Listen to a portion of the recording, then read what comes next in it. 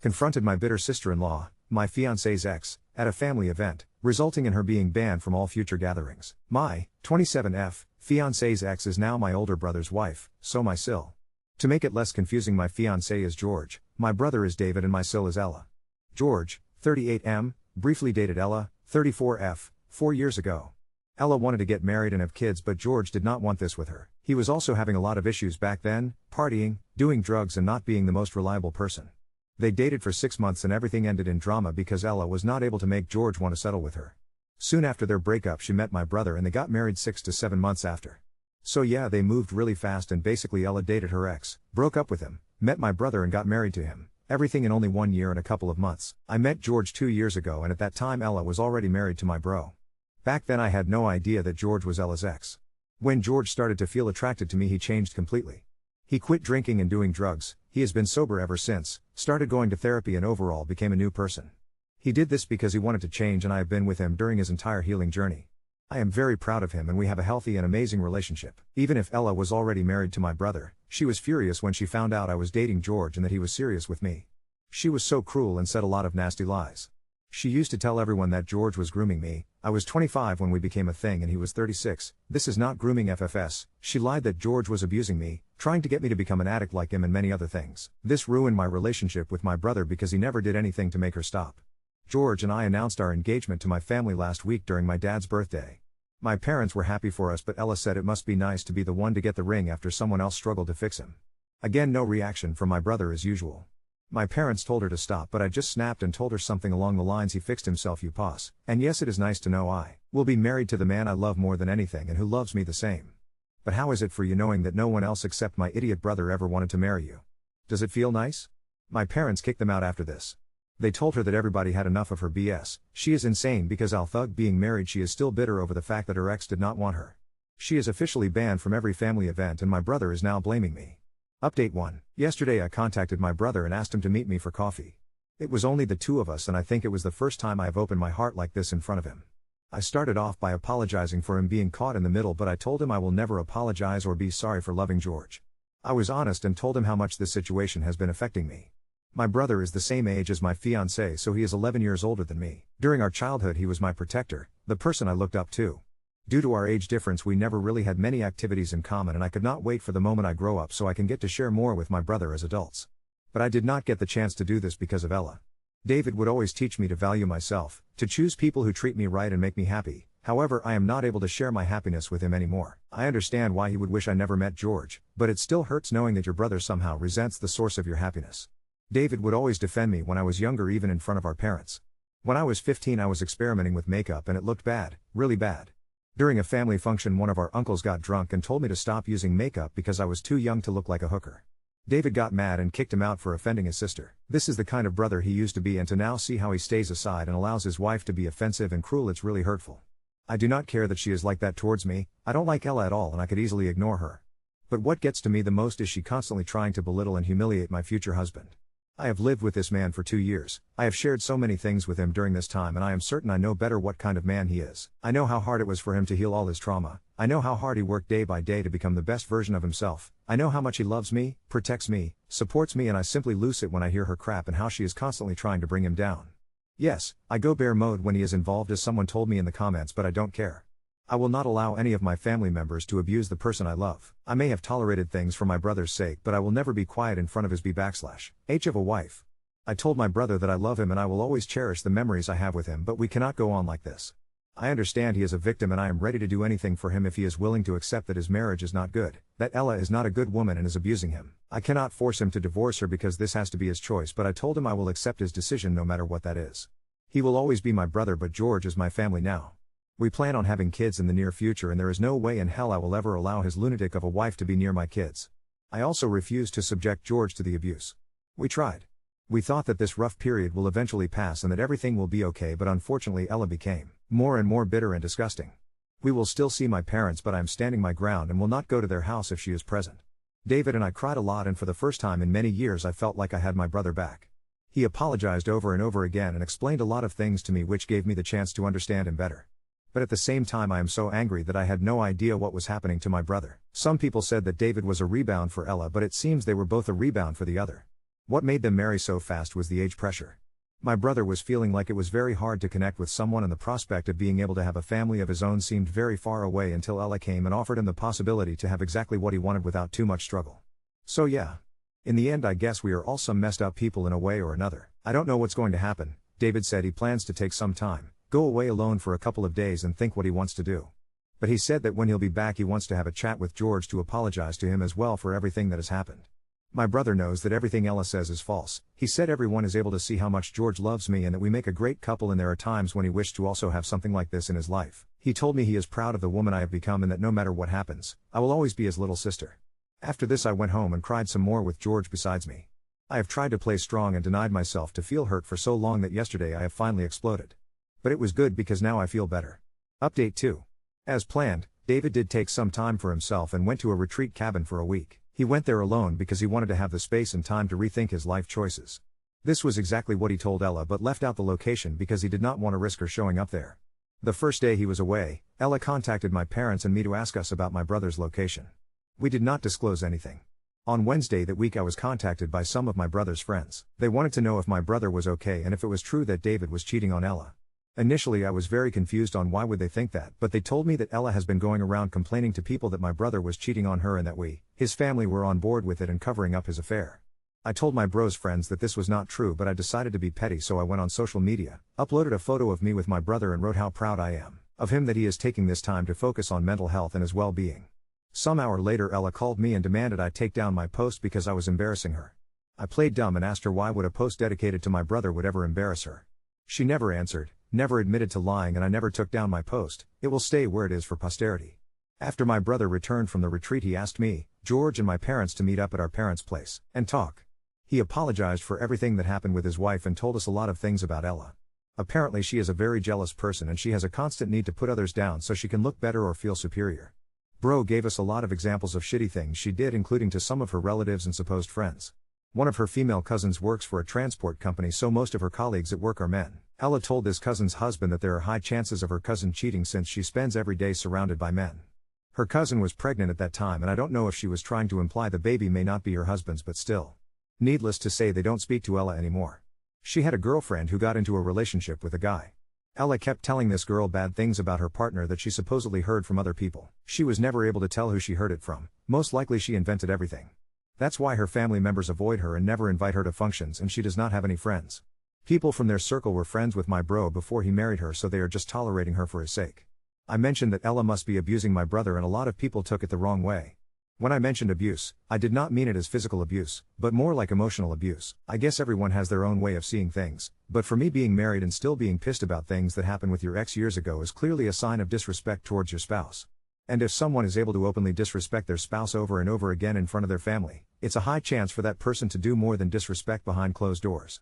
My bro clearly struggles to see his self-worth at the moment, and this is also the reason why he accepted too many things from his wife. But we will be with him, always support him and remind him what an awesome guy he is. Also, many people were outraged and called me an for calling my brother an idiot. I don't know if all of your families and relationships are like those you see in commercials, but in real life siblings fight, and sometimes when they fight, they may call each other's names. This doesn't mean I don't love my brother or that I don't respect him, but if I see him acting like an idiot, I will always say it to his face and explain why I think he is an idiot. I apologized for calling him an idiot, and he said there is no need to apologize because he expects me to always be honest with him, even if sometimes the truth may hurt. And I understand because I expect the same from him. Anyways, David confronted Ella with everything that she has been doing and told her she needs to get help. She refuses to accept she has any problem. She states that everything that she has ever done came from a place of love and care for that person, right? Because when you care for your cousin you lie to her husband that she may be cheating on him, or when you care for your sil you lie to everyone that she is forced to do drugs by her partner. She did not take the divorce well, but not because she was losing my brother, but because she saw this as a failure that shattered her perfect image she had of herself. Maybe after some time passes I will actually be able to feel sorry for her because she is a sad person with so many issues that refuses to get help. Of course Ella blamed the divorce on me and our family, claiming that David is choosing us over her, so clearly she does not take any kind of responsibility for her actions. David however warned her that if she continues spreading lies about our family, we will hire a lawyer and take legal actions against her. At the end of the day, if she still insists with her crap, she will have to prove everything in court. Of course we don't want to get to this, but she needs to understand that we cannot say whatever we want about other people and not face the consequences. In the meantime, George and I are planning our wedding and my bro will be George's groomsman. They really had the chance to bond and even discovered they actually have a lot in common. I don't want to be mean, but ever since Ella is out of the picture, our family gatherings happen more often than before and the atmosphere is so light. My brother is slowly going back to his old self. He is having a good time with us, no stress, no dissociating, he is just present and enjoying. So that's it for now. Now on to second story. Started an open relationship with my girlfriend hoping for fairness, now I'm her financial supporter and third wheel to their passion. My girlfriend, 27F, and I, 29M, opened our relationship a little over 2 years ago. Obviously, she had more success than I did, but I've had a couple of dates here and there. Non-monogamy isn't really a world for men with social anxiety. One of the rules that she wanted to establish was no emotions, just sex. While I accepted the rule, I said from the beginning that having absolutely no emotions isn't realistic. Inevitably you will start to feel something for someone. Long story short, I was right. She met this guy, 27M, they developed feelings, we talked, and now we are a poly, I guess. Don't really know what to call it. Trouble doesn't seem right since he and I aren't dating. But neither of us guys have other partners outside of her. Anyway, we've had this structure for about 7 months now and it's going fine. She seems to be happy. I just don't see what place I have in this relationship. Not sure if that place really even exists. In monogamy is much easier to see. It's only the two of you. But here, not so much. I'm happy that she's happy, but I don't really think needed. I've talked to many and researched things, but none of those arguments make sense to me. They may have sex with others, but y'all have an emotional bond. In our case, she has one with both of us. As I think emotional connections are a dime a dozen. You have one at some point in everyone you date. Sexual chemistry is way more rare and usual is just there or it isn't. And from the unfortunate time that I walked into our apartment and didn't know he was there, it is very clear they have incredible sexual chemistry. Emotional connections can be developed anytime. So what security is there in that? Monogamy doesn't exist sounds good, but not sure if that plays out well. Especially seeing that the only person not monogamous here is her. We are both basically in a monogamous relationship, and while you supposedly can't expect to get all you need from one person, that's exactly what we're supposed to do. But only from half of that person. Every connection is unique and special, maybe so, but ours clearly wasn't enough. She needed more. I didn't. I was happy and fulfilled. She wanted other experiences. But that stopped when she met him. And while I try not make it a competition, she clear has a level of passion for him that she doesn't for me. She won't have sex with me when he's around. I have to wait until he leaves. She asked me to leave when she wants to have sex with him. She's isn't nearly as cuddly with me either. At this point, it feels like the only reason I'm around is because we are entangled, money, lease, cars, etc. I also know that I'm here emotional support for hard stuff. Working in EMS, I've learned to stay calm and clear in high-stress situations. I'm also supporting her financially with schooling, but I'd like to be more than just an ATM and a security blanket. Don't really know what to do about all this. So much of what I've read talks about not comparing, just getting over jealousy, giving people autonomy, don't be attached/dependent, etc. Don't know where that leaves me. While not really relevant, I'm going through some significant health issues. It's uncertain if I'm going to make it through. She doesn't know about it. Haven't found a good time to say. Maybe that's why I'm just being emotional and insecure. I know both are terrible traits in a man. Anyway, I guess this just turned into a vent, but any thoughts or input is welcome. Edit, I'm a firefighter in hazmat tech. It's most likely that my health issues are related to a work incident. Therefore, the people I work with know. I have told any family or friends yet.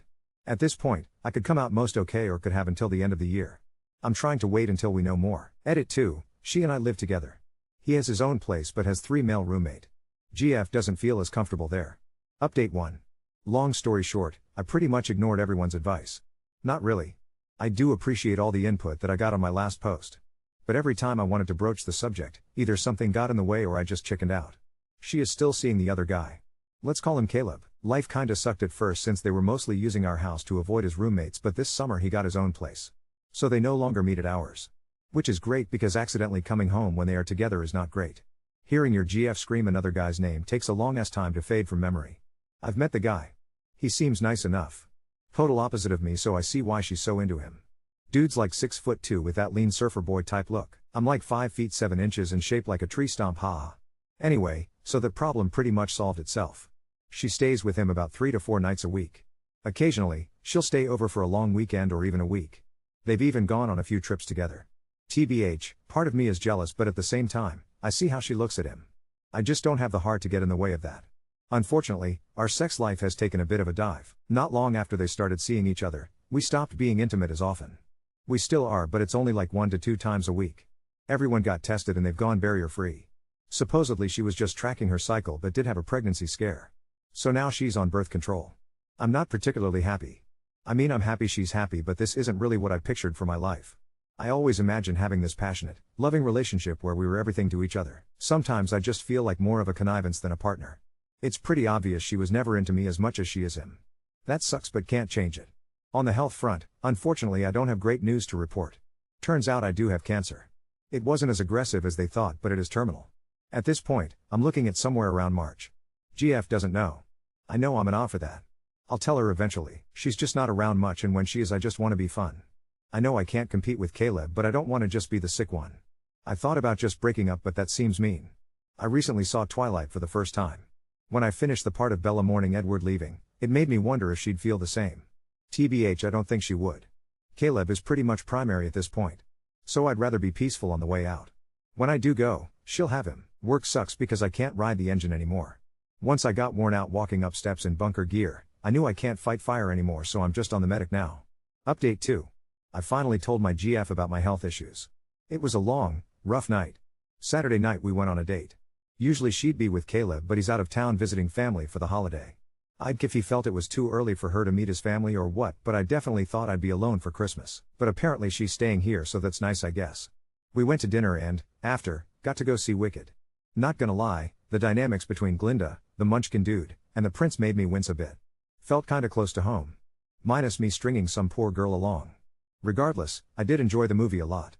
We got home and curled up on the couch, and that's when we had our talk. Decided to withhold any info about how I've been feeling, as that felt pretty ancillary to the main topic. I basically just described how I'd been sick more and tired. Then told her about my annual physical from last year and all the doctor's visits since. Then I finally told her about the diagnosis and having until March. To say that this was hard, is an understatement. I don't think I've ever seen her cry that hard. Or anybody for that matter. I'd what kind of reaction I was expecting, but not that. We kinda attempted to continue talking, but it was no use, so I just carried her to our room and held her until she cried herself to sleep. When I woke up Sunday morning, she wasn't in bed. My initial brain fog kinda forgot about what happened, but when I remembered, I went to find her. She was sitting at the table in the kitchen. She was still crying, but we were able to talk about everything. I told her about the bucket list, preparations I've made, etc. It was all smooth until she kinda jerked up, looked at me, and asked, "How long have you known?" It was at this point I knew I fucked up. As tempting as it was, I didn't lie. I told her I've known I would die for a year, and I found out when about 2 months back.